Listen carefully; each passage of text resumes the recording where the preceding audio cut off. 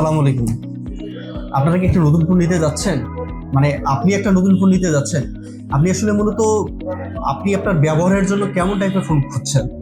মানে আপনি কি গেমিং ইউজার নাকি হচ্ছে বেসিক ইউজার নাকি হচ্ছে আপনি ফটোগ্রাফার করতে পছন্দ করেন?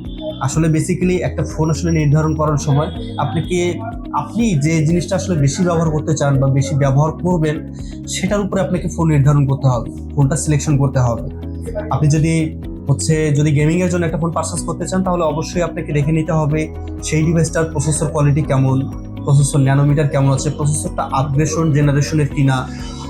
এবং দেখা যাচ্ছে যে এই ডিভাইসটা যেটা পারচেস করতেছেন আপনি, এই প্রসেসরটা যে গেমিং এর জন্য সেটাতে গ্রাফিক্স কেমন দেওয়া আছে, ডিসপ্লে কোয়ালিটিটা কেমন আছে, ইভেন ডিসপ্লে রিফ্রেশ রেট কেমন আছে, এবং ব্যাটারি ব্যাকআপটা অবশ্যই মেজর একটা প্রবলেম আপনার জন্য হতে পারে, সেটার দিকেও আপনাকে দেখতে হবে।